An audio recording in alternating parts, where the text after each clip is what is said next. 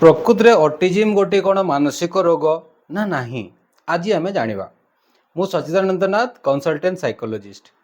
ଆପଣମାନେ ଶୁଣିଥିବେ ବହୁତ ଜାଗାରେ ପେରେଣ୍ଟସ୍ ମାନେ ବହୁତ ସମୟରେ ଶୁଣିବାକୁ ମିଳେ ଯେ ଦେଖ ୟାର ଛୁଆ ପାଗଳାଟା ବୋଧେ, ୟାର ଛୁଆ ଏବନର୍ମାଲ ବୋଧେ, ଅଟିଷ୍ଟିକ୍ ବା ADHD ଶିଶୁକୁ ଦେଖିକି ବହୁତ ସମୟରେ ଏମିତି ଲୋକମାନେ କମେଣ୍ଟ କରନ୍ତି। ପ୍ରକୃତରେ କ'ଣ ଯେଉଁମାନେ ଅଟିଜିମ୍ ବା ADHD ଛୁଆ କ'ଣ ସେମାନେ ପ୍ରକୃତରେ ସାଇକୋ ପାଗଳ ନା ସେମାନେ ପ୍ରକୃତରେ କ'ଣ ମାନସିକ ରୋଗୀ କି? ନୁହଁ। ଦେଖନ୍ତୁ, ସେମାନେ ହେଉଛନ୍ତି ନ୍ୟୁରୋ ଡାଇଭର୍ଜେଣ୍ଟ, ସେମାନେ କିଛି ଭିନ୍ନ ଅଟନ୍ତି। ଅନ୍ୟ ଶିଶୁ ଅପେକ୍ଷା ସେମାନେ କିଛି ଭିନ୍ନ ଧରଣର ସ୍ୱଭାବ ଥାଏ। ଅଲବର୍ଟ ଆଇନଷ୍ଟାଇନ୍ ମହାନ ବୈଜ୍ଞାନିକ ମଧ୍ୟ ସେ ଅଟିଷ୍ଟିକ୍ ଥିଲେ। ତ ବହୁତ ଜଣ ଏମିତି ଆମ ସମାଜରେ ଜନ୍ମ ହୋଇଛନ୍ତି ଯେଉଁମାନେ ଅଟିଷ୍ଟିକ୍ ଥିଲେ ଏବଂ ସମାଜରେ ସେମାନେ ବଡ଼ ବଡ଼ କାମ କରିଛନ୍ତି। ପ୍ରକୃତରେ ଅଟିଜିମ୍ ବା ADHD କୌଣସି ମାନସିକ ରୋଗ ନୁହଁ, ଏମାନେ ନ୍ୟୁରୋ ଡାଇଭର୍ଜେଣ୍ଟ କହିଥାଉ। ଏମାନେ କିଛି ତାଙ୍କମାନେ ଭିନ୍ନ ଥାନ୍ତି।